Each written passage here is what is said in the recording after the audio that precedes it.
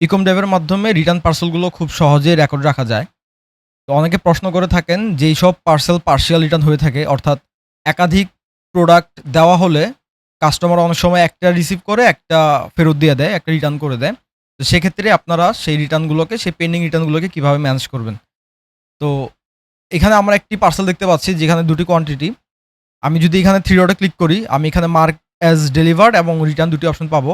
যেহেতু আমি এখন পেন্ডিং রিটার্ন অপশনে আছি, তো কাস্টমার একটা রিসিভ করেছে, একটা রিটার্ন দিয়েছে। রিটার্নটা আমি ধরে নিলাম যে এখনো আমার কাছে এসে পৌঁছায় নাই। তো আমি আমি জানি যে আসলে কাস্টমার কোন কালারটা রিসিভ করেছে। তো আমি মার্ক অ্যাজ ডেলিভার্ড এখানে যখন ক্লিক করব, তখন সরি, এখানে যেহেতু একই প্রোডাক্টের ২ টা কোয়ান্টিটি, সো যেহেতু কাস্টমার একটা রাখছে, একটা আমাকে ফেরত দিচ্ছে। আমি এখানে একটা কোয়ান্টিটি কমিয়ে, দুটো থেকে যেহেতু একটা কাস্টমার নিবে, আমি একটা কোয়ান্টিটি কমিয়ে এটাকে কনফার্ম দিয়ে এটাকে পার্সিয়াল কনফার্ম হিসেবে আ মার্ক করতে পারি। তো এটা হচ্ছে যদি আপনাদের সেইম প্রোডাক্টের ২ টা কোয়ান্টিটি হয়। আর আলাদা, আলাদা প্রোডাক্টের ক্ষেত্রে একদম সেম ভাবেই আপনি 3 ডটে ক্লিক করবেন, মার্ক অ্যাজ ডেলিভার্ড এ ক্লিক করবেন। এখানে আপনি ২ টি আলাদা, আলাদা SKU দেখতে পারবেন, ২ টি আলাদা প্রোডাক্ট। এখন আপনি যদি জানেন যে কাস্টমার এই প্রোডাক্টটি রিসিভ করেছে, তার মানে এই প্রোডাক্টটা উনি পার্সিয়াল কনফার্ম করেছেন। এবং এই পার্সেলটা যেহেতু উনি জাস্ট এটা কনফার্ম করেছেন, এই পার্সেলটা এখন পর্যন্ত আমাদের কাছে আসে নাই। একটা রিসিভ করার সাথে, সাথে কিন্তু লিডটা পার্সিয়াল এ চলে যাবে। আমি জাস্ট একটা কনফার্ম করেছি, লিডটা কিন্তু পার্সিয়াল এ চলে আসছে। কারণ কাস্টমার রিসিভ করছে আজকে, কিন্তু এই রিটার্নটা আমার কাছে এসে পৌঁছানো পর্যন্ত আমি কিন্তু এটাকে কনফার্ম রিটার্ন করব না। সো এই ক্ষেত্রে পার্সেল হারানোর সম্ভাবনা থাকে বা হারিয়ে গেলে সেটা খুঁজে পাওয়াটা আ মানে সম্ভব হয় না। তো আমি ধরে নিলাম যে পার্সেলটা আসা পর্যন্ত সেটাকে আমরা পার্সিয়াল এ রাখবো।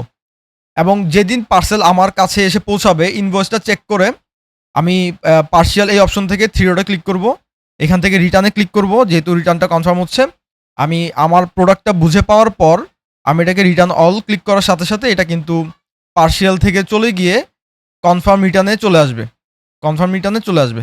একদম সেম ভাবেই যদি আমরা আরেকটা আ আরেকটা দেখি অর্ডার, যে এই অর্ডারটা আমরা যখন 3 ডটে ক্লিক করে মার্ক অ্যাজ ডেলিভার্ড এ ক্লিক করব।